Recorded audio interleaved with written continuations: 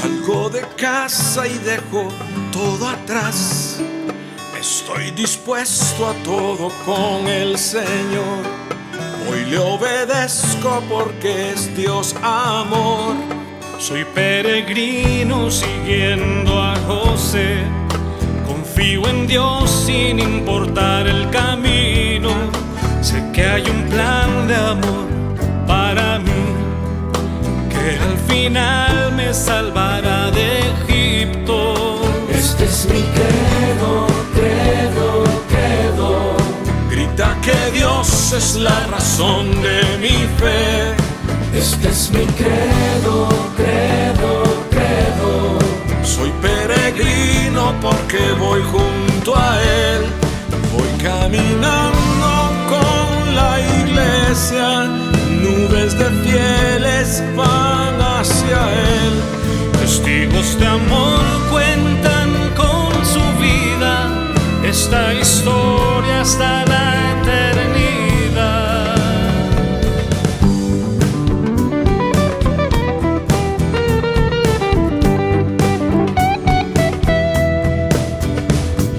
Credo, credo, credo. Credo, credo, credo. Credo, credo, credo. Soy peregrino con gente de a pie, santos sencillos que esparcen la fe. En Dios el Padre, en Jesús y el Espíritu, pueblo de Dios, iglesia peregrina. Este es mi credo, credo, credo. Grita que Dios es la razón de mi fe. Este es mi credo, credo, credo. Soy peregrino porque voy junto a Él. Voy caminando con la iglesia. Sé bien en quién creo con toda certeza. Unido al canto de María, los apóstoles proclamo la fe. Credo, credo, credo. Credo, credo, credo. Credo, credo, credo.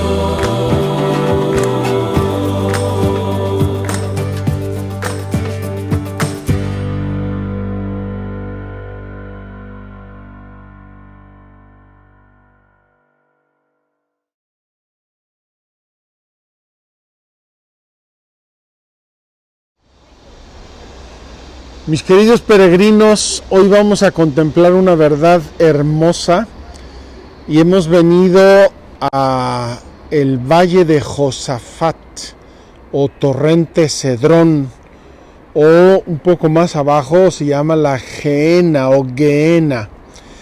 Quiero partir inmediatamente con la lectura de una parte del capítulo 47 del profeta Ezequiel.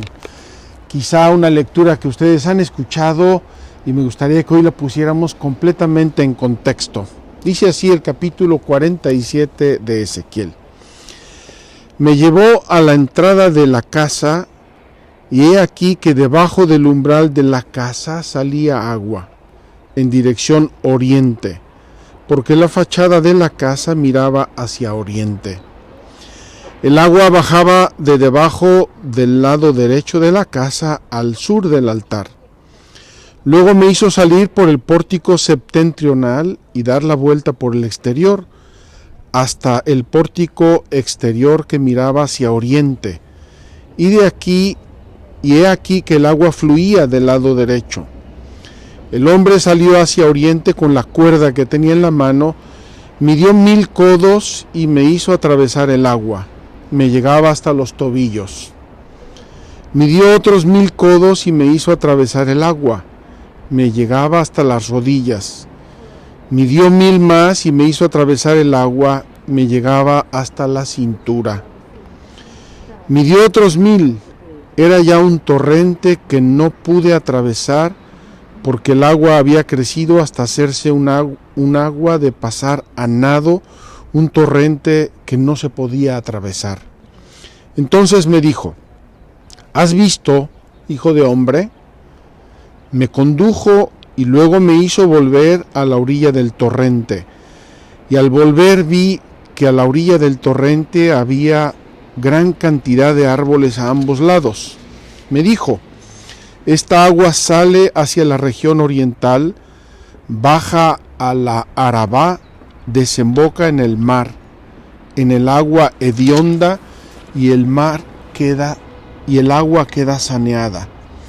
Por donde quiera que pase el torrente, todo ser viviente que en él se mueva vivirá. Los peces serán muy abundantes, porque allí donde penetra esta agua lo sanea todo, y la vida prospera en todas partes a donde llega el torrente. A sus orillas vendrán los pescadores. Desde Engadí hasta Eneglayim se tenderán redes.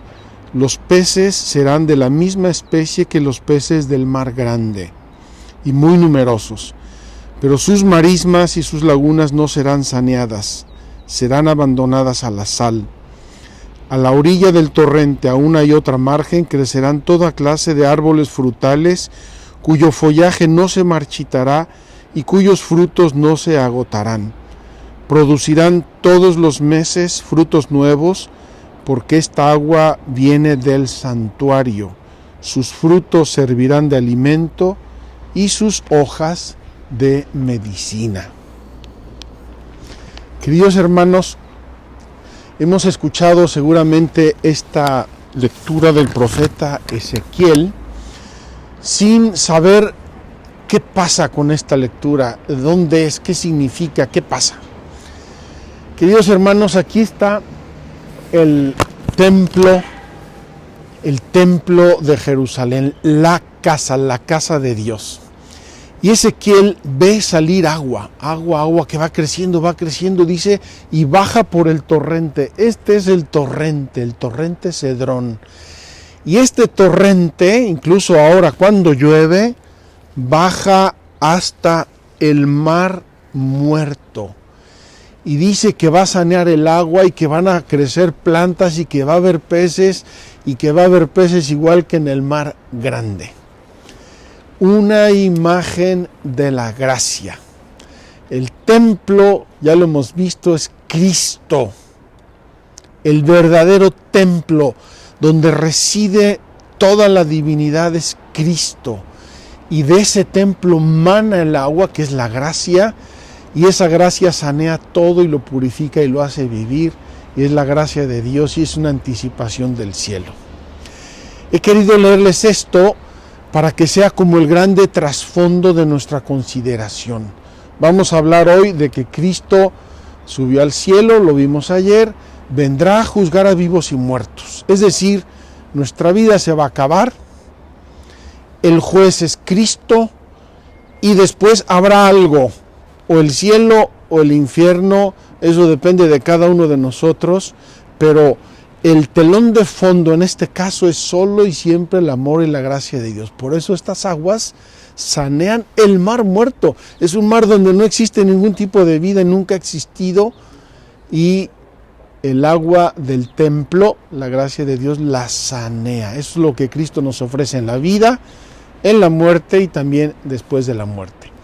Vamos a dar 2 pasos hacia abajo para ver este ambiente que en este momento es casi por todos lados cementerio, tumbas, algunas tumbas antiguas importantísimas que les voy a hacer ver, y otras tumbas más recientes por una creencia interesante y respetable de los judíos, que dicen que los que están sepultados aquí van a ser los que resucitan al inicio. O sea, hay que estar en la primera fila porque si no te pierdes el espectáculo.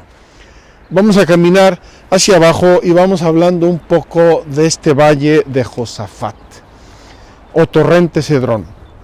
Este valle de Josafat o torrente Cedrón, queridos hermanos, significa Josafat, Dios juzga,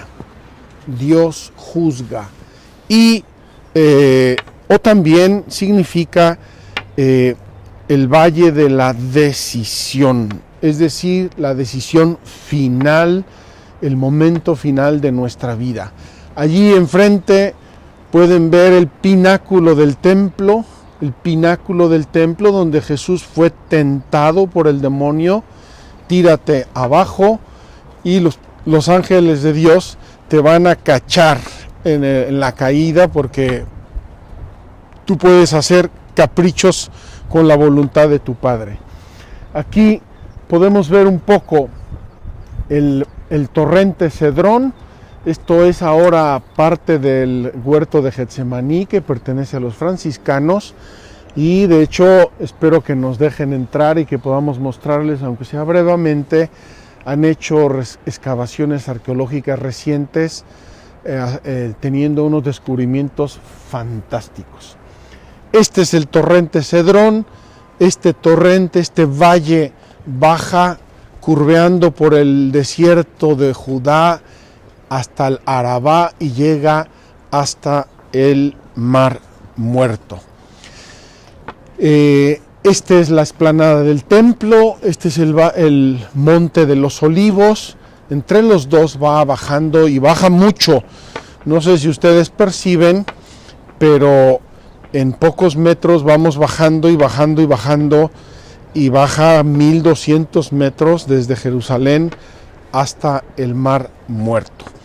Actualmente han construido aquí delante muchas casas. Es un barrio musulmán, Siloé. De hecho, ahí está la piscina de Siloé, lo vamos a ver en un momento.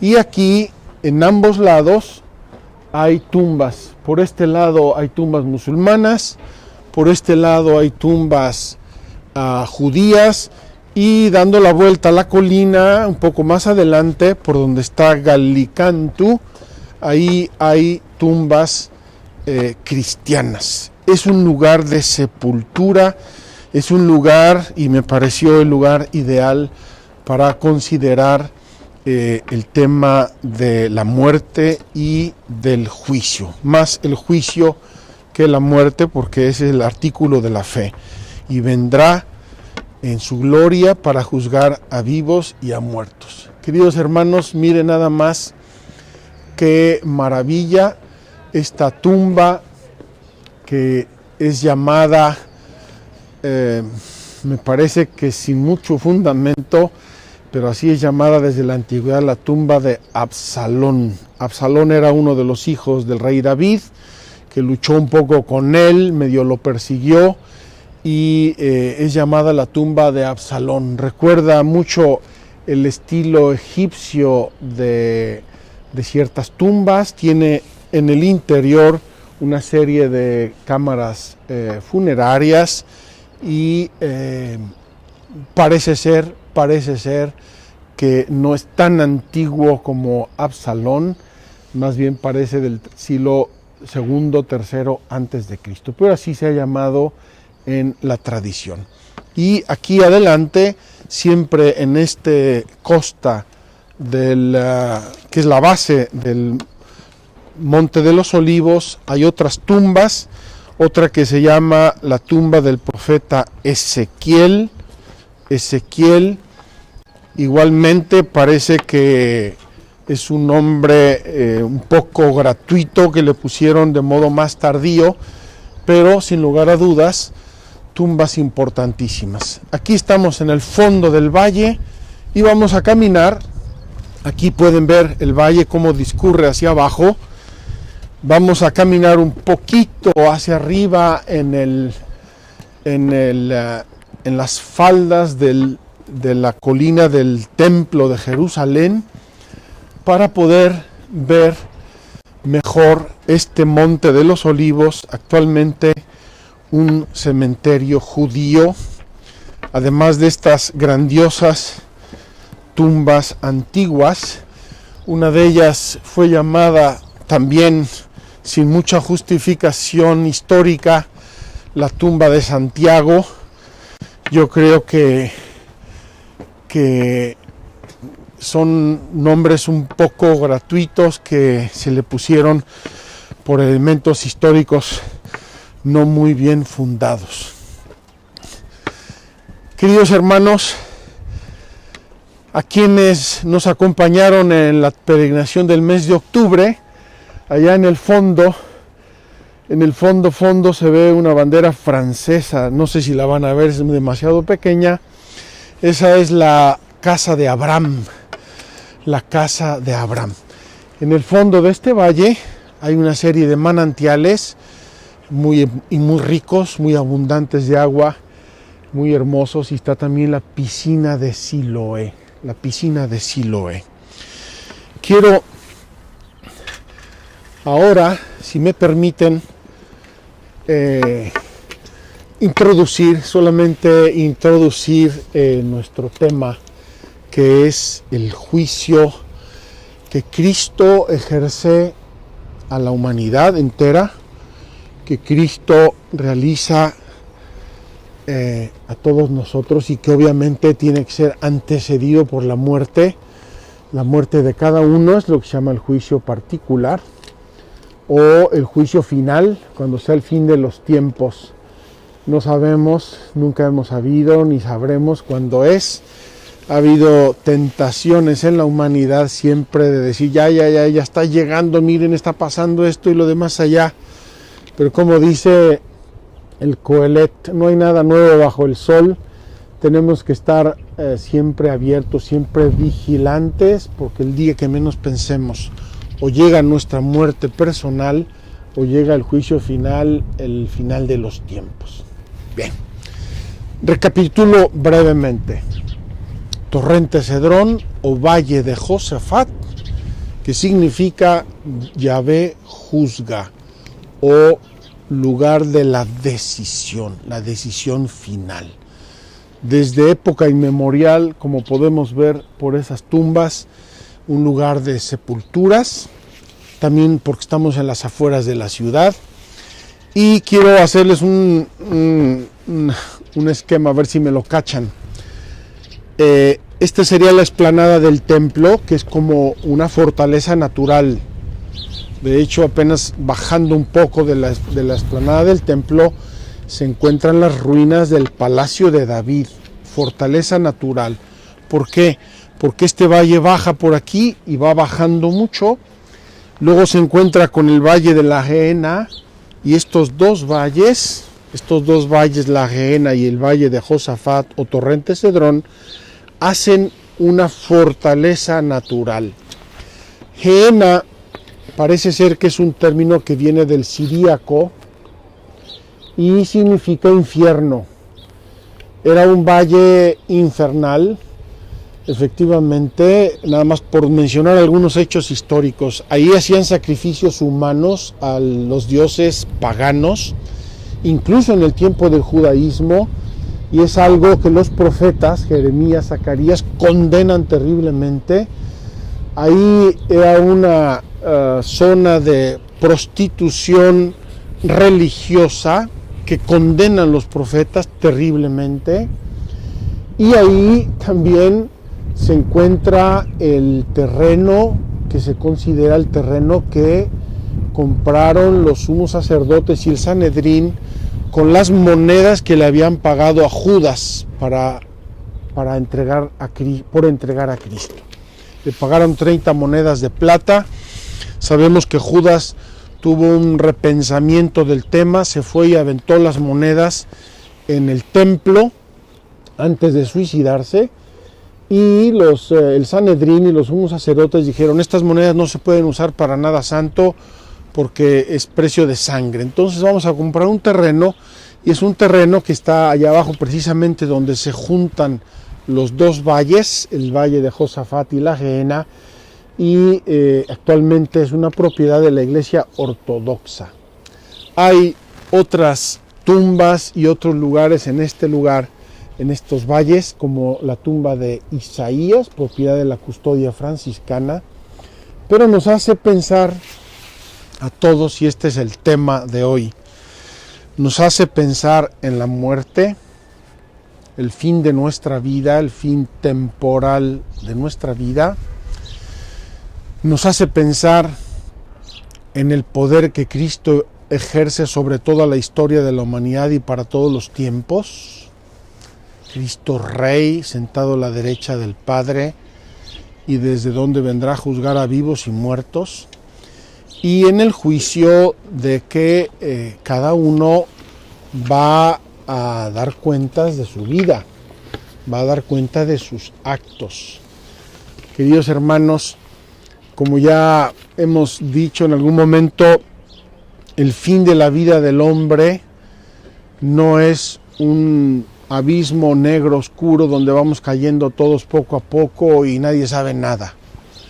El fin de la vida del hombre lo pensó Dios desde la eternidad.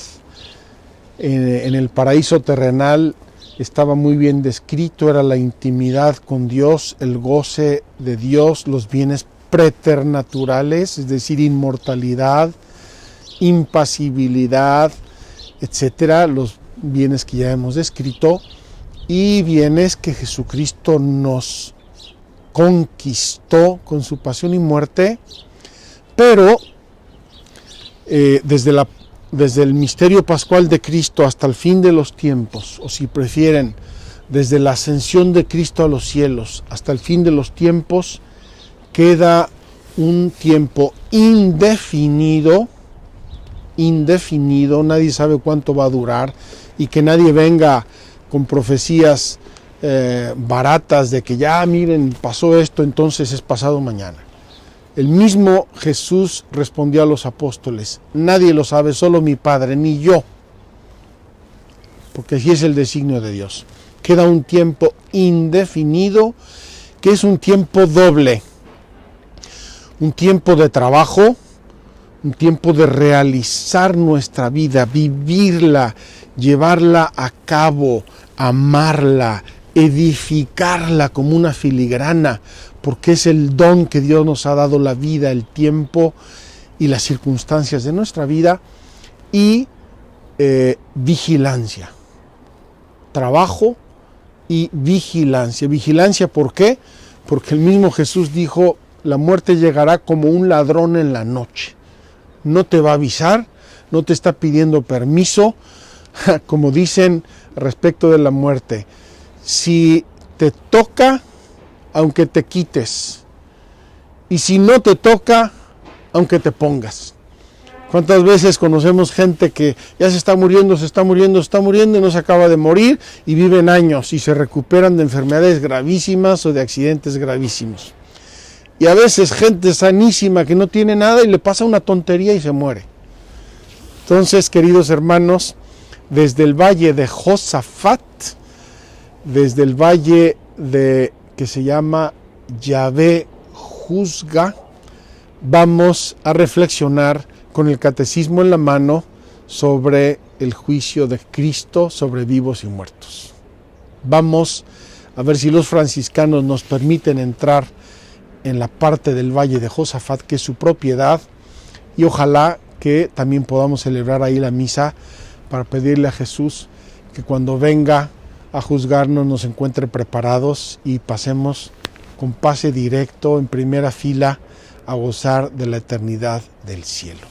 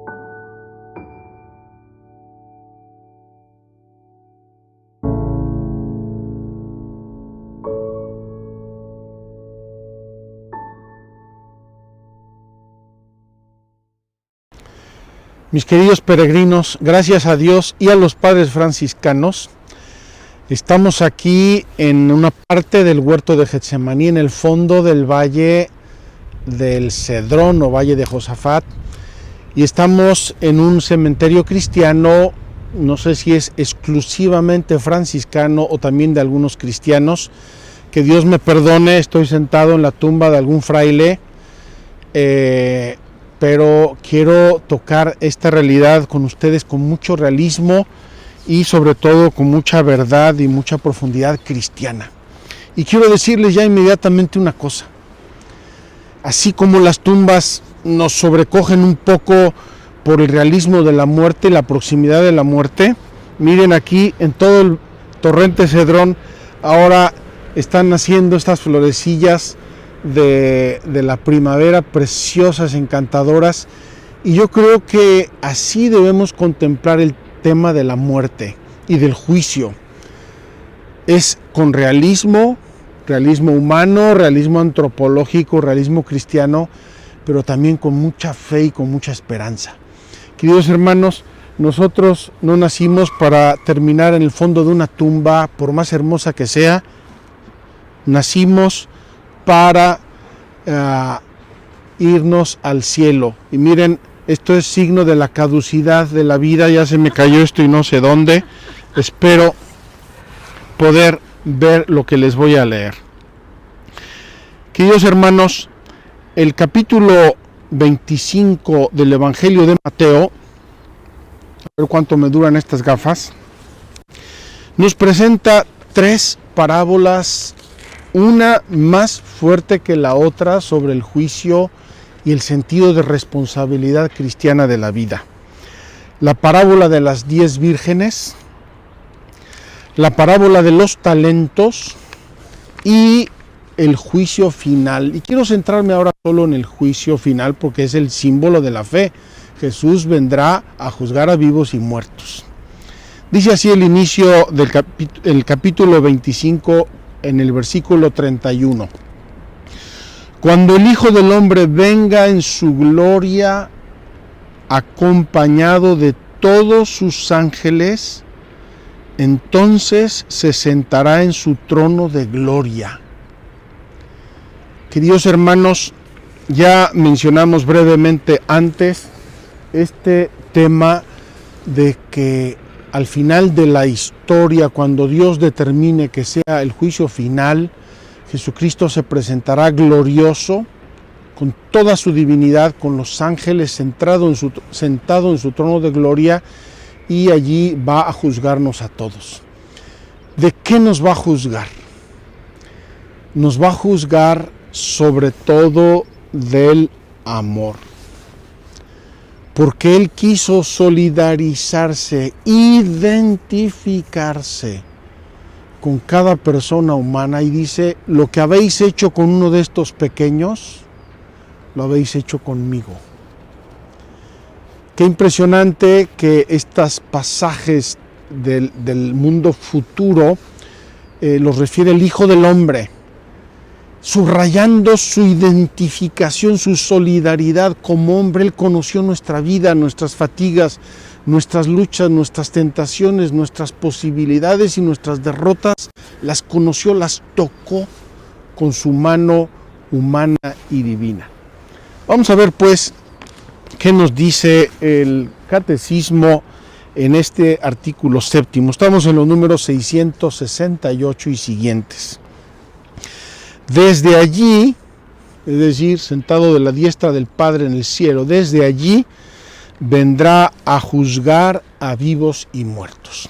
Este artículo, en primer lugar, nos está subrayando que Jesucristo es el Rey de la historia, es el Rey del universo. Gracias a su pasión, muerte y resurrección, obtuvo de su Padre el poder, la gloria, la potestad, el reino. Nos lo dice claramente el Evangelio y nos lo van a subrayar de muy diversos modos los escritos apostólicos. Cristo, cabeza de la Iglesia, y esta Iglesia que permanecerá todavía en el tiempo hasta el juicio final, es su cuerpo místico.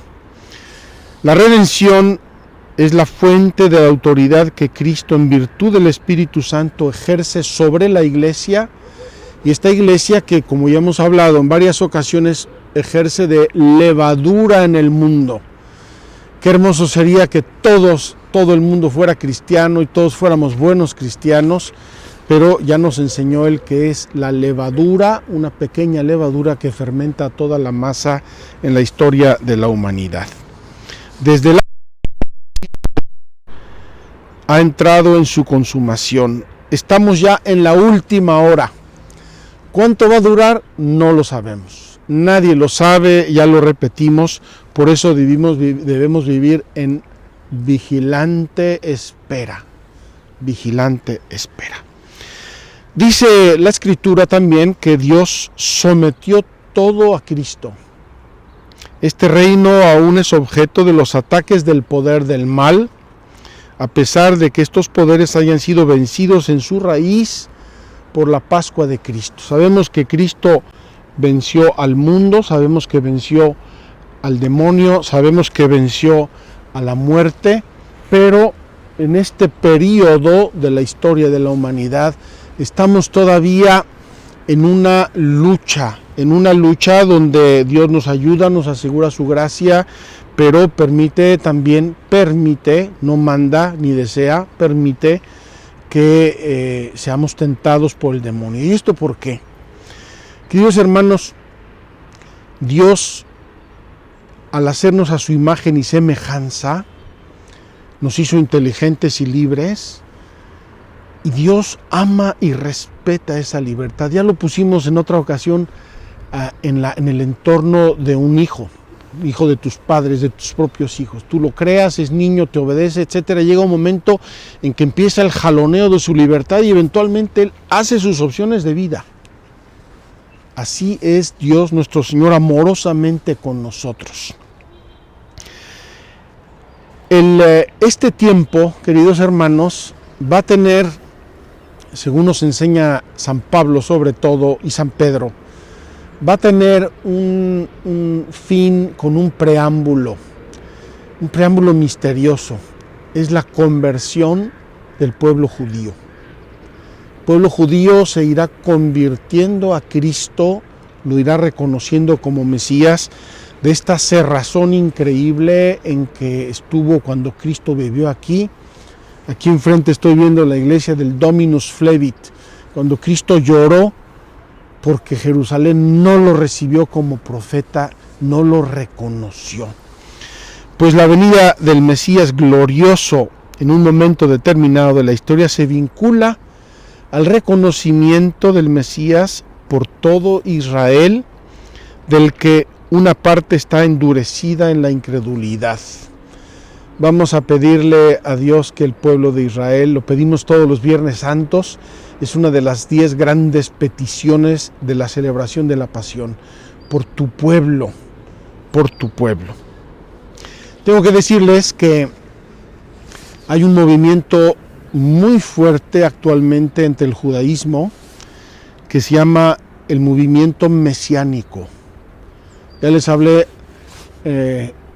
me parece que en Belén, al propósito de la Sagrada Escritura, la experiencia de mi amigo Shlomo, que tomó el Evangelio y no lo pudo soltar hasta que no terminó de leerlo. Y así hay muchos judíos y se reúnen en sus casas, leen el Evangelio, aman a Jesús con todo su corazón, con un pequeño problema. Y consideran el Mesías, por eso es un movimiento mesiánico. No lo reconocen como hijo de Dios. Pero en fin, creo que van dando pasos, ojalá que sigan en ese camino hasta que lo reconozcan todos o la mayoría, y eso va a anteceder el final de los tiempos. Y otro tema que precede el final de los tiempos va a ser una gran prueba. Una prueba en que la iglesia se va a ver sometida al poder del mal, al poder del error, del demonio, y va a sufrir mucho, va a haber persecuciones. ¿Cuándo será eso? No lo sabemos. Y me atrevo a invitarles a no creer fácilmente a esos profetas que salen diciendo ya, porque miren, pasó esto, esto y esto y esto. Eso que la iglesia llama milenarismo ha existido desde siempre. Nada más que no hay nada nuevo bajo el sol. Tiempos difíciles, persecuciones, guerras y terremotos ha habido en toda la historia del cristianismo. Yo creo y espero que el Señor nos conceda la gracia de reconocer cuando efectivamente sean los tiempos finales. Y dice que vendrá Jesús cuando acabe ese tiempo a juzgar a vivos y muertos. Y ya les mencioné antes, muy brevemente, que nosotros en la fe reconocemos dos juicios. El juicio particular, el juicio de cada ser humano cuando muere, y el juicio final, porque el día que se acabe el universo y pasemos a otro estado, a otra forma de ser que nosotros ahora no conocemos, lo intuimos por el cuerpo glorioso de Cristo, por la asunción de la Virgen, por los santos y los ángeles. Intuimos que hay otro modo de ser que no sabemos cuál es, pero cuando eso llegue será el juicio final, el juicio definitivo. Queridos hermanos, les voy a platicar una especie de parabolita que me dijeron un día, que me impresionó mucho y que estamos en el lugar adecuado y en el tema para decirla. Un día me dijo un señor, mire, la vida es así. Uno es niño, lo lleva a su mamá de la mano, con su hermanito, su hermanita, van caminando por un camino en medio del bosque, de la naturaleza, van felices, encantados. Y uno pues corretea una lagartija, el otro corretea una mariposita, se la traen a su mamá, como yo traje esta flor, ¿verdad? Mamá, mira ahí, la mamá me explica, es una flor, y así van pasando, y luego uno va descubriendo otras cosas de la vida, y así poco a poco va pasando y uno va creciendo, hasta que un día, en ese camino, ve uno una tumba. Oye, mamá, ¿y esto qué es? Es una tumba, hijo. Mira, los seres humanos morimos. Se acaba nuestra vida un día cuando Dios quiere, se acaba nuestra vida y morimos. Entonces el niño ya, ¿y qué tan profunda es esa tumba? ¿Y es oscura? ¿No es oscura? Y todo el mundo tenemos, de niños o adolescentes, una sensación de la tumba que, como dicen los italianos, yo toco madera, nos da un poco de miedo. La muerte. Seguimos en ese camino y vamos empezando a ver la vida, las cosas, vamos creciendo, vamos madurando y seguimos ya, y un día ya ese camino se vuelve el nuestro. Soltamos a la mamá o al papá, nos deshacemos del hermanito y ya vamos en nuestro propio camino y vamos viendo, junto con otras muchas cosas, más tumbas. Llega un día en que vemos una tumba, pero ya no es una tumba, es la tumba de alguien conocido. Es la tumba de mi abuelo, es la tumba de un tío, es la tumba de un hermanito mío que nació y murió, o murió en el seno de mi madre, y aquí está, ya nos empieza a tocar a nosotros directamente. Y seguimos nuestro camino, y entonces empezamos a ver tumbas y más tumbas de gente conocida. Mira, este es el señor que vivió enfrente de mi casa, y esta tumba es la de mi profesora de la escuela, y esta es un primo que murió joven porque le dio cáncer, y esto es la de la tía abuela de mi mamá. Y así seguimos familiarizándonos con las tumbas e identificándolas y conociendo más de cerca el tema de la muerte, hasta que caminando llegamos y vemos una tumba vacía, y esa es nuestra tumba, esta es la tuya. No vas a conocer más el camino que sigue. Lo ves, esperas que ahí caminen tus hijos y tus nietos, pero tú te quedas aquí. Aquí se acaba el tiempo de tu vida. Queridos hermanos, mencioné al inicio la parábola de las 10 vírgenes vigilantes.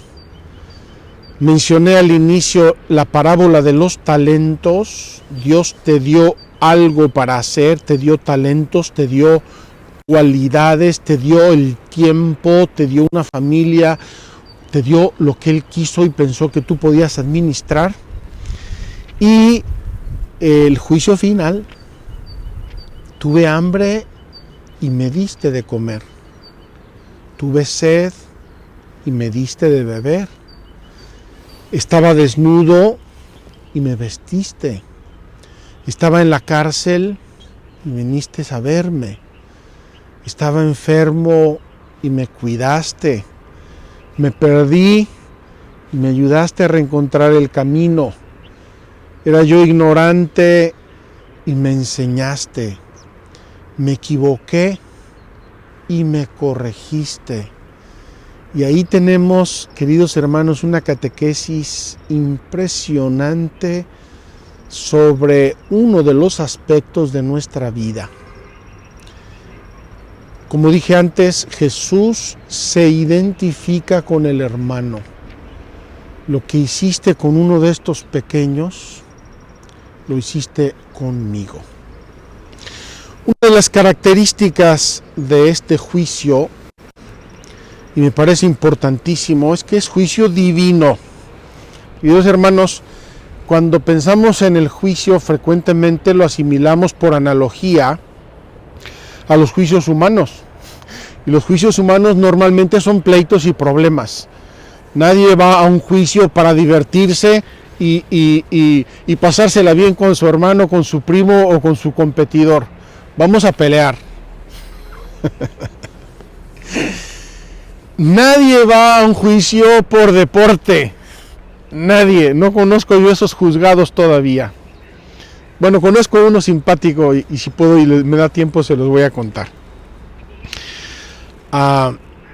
Vamos a juicios por problemas, solucionar discordias, pleitos, negociaciones, discusiones. Y por eso necesitamos un juez que venga, aclare las cosas lo más justamente posible y según las leyes humanas, y entonces ya haga paz y se acabe el lío. Y por analogía pensamos en Jesús como ese juez. Por favor, quítense ese juicio de la cabeza. El juicio que va a ejercer Cristo lo ejerce en la verdad. En las parábolas que Jesús nos habla del juicio final y del juicio personal particular, es exigente, porque el juicio es irrevocable, es amorosísimo, es sacrosanto, es en la verdad, es en la misericordia de Dios, pero es irrevocable. La condenación de los ángeles para nosotros es una advertencia terrible. Ellos eligieron desobedecer a Dios y ellos deliberada y libremente se quedaron y se quedarán por toda la eternidad en esa enemistad y en ese odio a Dios.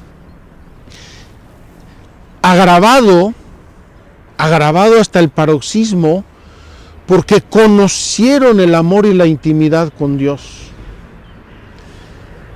Y por su propia decisión libre están enemistados, peleados irreconciliablemente con Dios.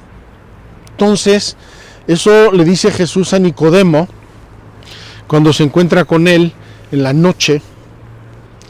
Le dice, Dios tanto amó al mundo que mandó a su Hijo unigénito para salvar al mundo, no para condenarlo, quitémonoslo de la cabeza. Cristo no vino al mundo a condenarnos, a condenar a nadie. Pero aún así, es juez y va a ratificar nuestras decisiones. Si uno elige vivir alejado de Dios, en pecado mortal, en la gravedad, en la enemistad, y ahí se queda feliz y encantado de la vida, queridos hermanos, Jesucristo, justo juez, Probablemente nos mande medios para reconciliarnos, nos mande invitaciones para corregirnos y convertirnos. Pero si nosotros no queremos, Él con toda tristeza va a tomar acta de nuestra decisión. Los que viven en las tinieblas y no quieren aceptar la luz, Dios, por amor, los va a respetar que se queden en las tinieblas. La catequesis de la Iglesia Católica sobre el tema del juicio piensa sobre todo en dos temas. El primer tema es el amor. Nuestra vocación es el amor. Dios nos llamó a amar. Dios quiere que vivamos en la alegría y el gozo del amor. Dios quiere que le encontremos a Él, que es amor. Dios quiere que salgamos de nosotros mismos, porque hay más alegría en dar que en recibir. Y cuando nos damos a nosotros mismos, no solamente cosas, sino nosotros mismos nos damos, la alegría es infinita, es enorme, es gigante. Pensemos en la Madre Teresa de Calcuta, dar. Toda la vida dio y ahora es una santa y sabemos que está sentada muy cerca de Cristo en el gozo del cielo, porque eso nos dice la fe con su canonización. El segundo tema es la fe.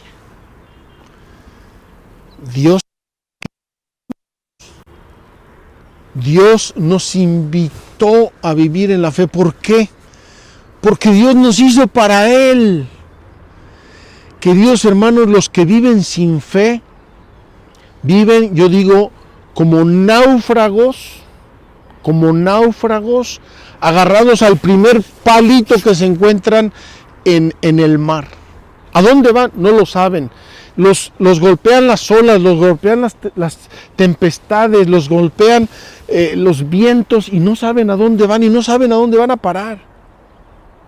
Ojalá Dios tenga misericordia, les salga al encuentro y los lleve al cielo, aunque tengan que pasar por el purgatorio. Ojalá que ni por ahí pasáramos.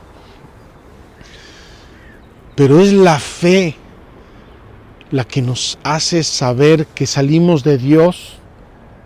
En Él vivimos, nos movemos y existimos, dice San Pablo, y que vamos a Él. Él es el fin de nuestra vida, no el fin temporal, sino el fin, la meta, la finalidad de nuestra vida. Y ese camino, aunque sea accidentado, aunque sea doloroso, aunque muchas veces nos perdamos, pero ese camino nos lleva a Dios. Así es que, queridos hermanos, el juicio del amor, el juicio en la fe, y también porque la fe, aunque es una gracia de Dios, pero es una gracia que exige nuestra libre correspondencia, nuestra adhesión. Es una fe, queridos hermanos, como esta velita que nos está acompañando tanto, ¿verdad? Nuestra velita con la cruz de la Tierra Santa encendida. Es una velita que tenemos que cuidar responsablemente. Y yo quiero decirles 2 o 3 pistas en las que tenemos que cuidar responsablemente esta fe. Primera pista: la tenemos que cuidar de los errores, de las malas lecturas, de las lecturas equivocadas que nos hacen cortar el hilo con el cielo y nos dejan abandonados como ratones de laberinto en el vaivén de las cosas humanas. Queridos hermanos, nosotros no somos gallinas de muladar. Nosotros nacimos para ver el horizonte, el cielo, el cenit y tender las alas y volar en alto, no para estar buscando gusanos en un muladar.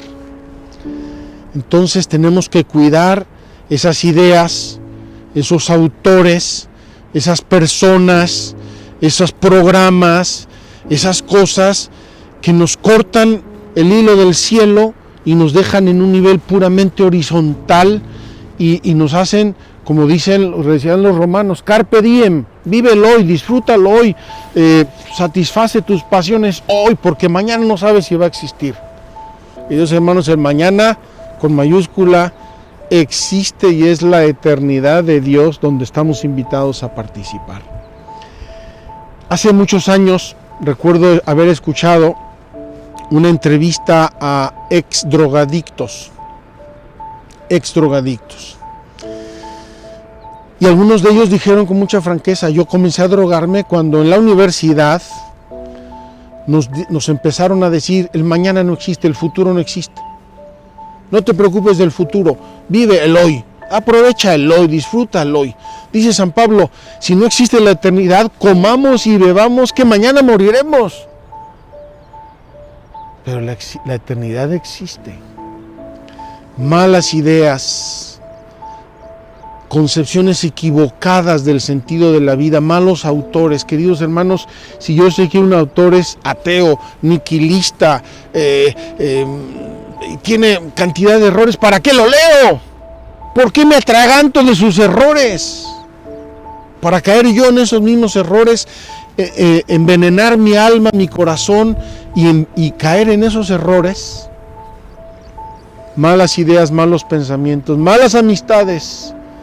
Queridos amigos, si yo me junto con alguien que tiene pulgas, antes o después se me van a subir las pulgas.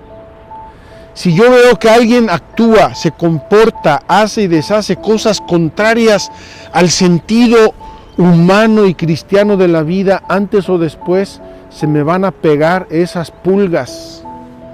Y voy a dejar de pensar en el cielo, en el futuro, en los sacrificios que implica ahora, como la parábola de las 10 vírgenes, la vigilancia, los talentos, el trabajo, para vivir y disfrutar el hoy con una irresponsabilidad y una ceguera absoluta respecto del futuro. Termino. Queridos hermanos, voy a arrancar otras florecitas. Espero que no me crucifiquen los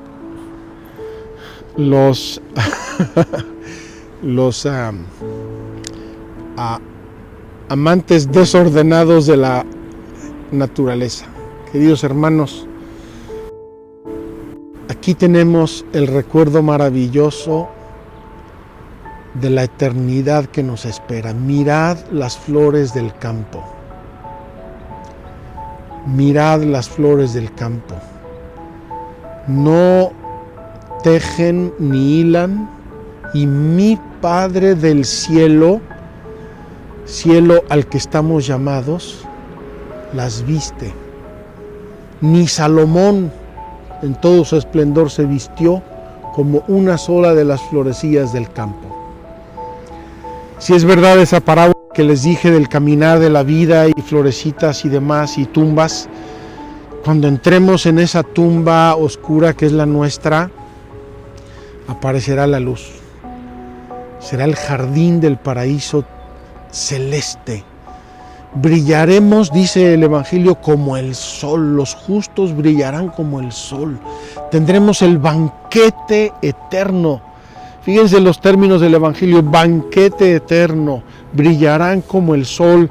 Verán a los ángeles. Verán al Hijo del Hombre en su gloria. Se reunirán con todos los santos. Queridos hermanos, pensemos en la muerte, pensemos en el juicio que seguirá la muerte y pensemos también con gozo en el cielo eterno que Dios nuestro Señor nos tiene preparados. Al inicio del capítulo 14 de San Juan les va a decir Jesús: ¿creéis en Dios? Creed también en mí. La fe. ¿Creéis en Dios? Creed también en mí. Porque voy a prepararos un lugar. Voy al cielo, a la casa de mi Padre, donde hay muchas moradas, y voy a preparar una para vosotros. Preparémonos, queridos hermanos, para nuestra morada celestial.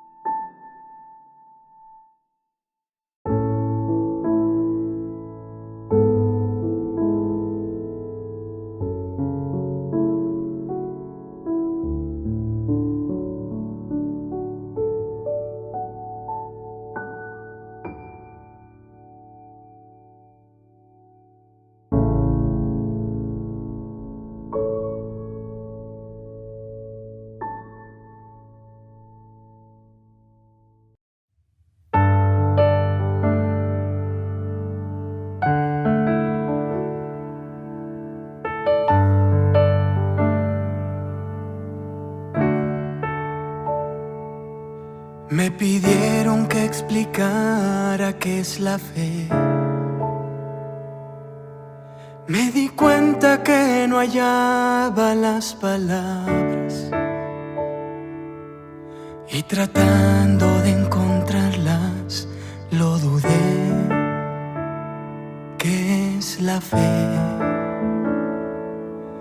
Es creer que hay algo más que nuestra vida. La confianza de saberme acompañar. Entender que por amor yo fui creado, que ni un alma está perdida. Creo en ti, más allá de lo que veo y lo invisible, lo que creo conocer y lo imposible. Creo en ti, es por la fe que encontré la salvación, y es en la fe donde habita tu perdón. Yo tengo fe de que soy amado, que estoy a tu lado, y fue por la fe. Me sané al tocar tu manto, es en la fe donde ocurren los milagros. Tengo fe de que soy amado, que estoy a tu lado.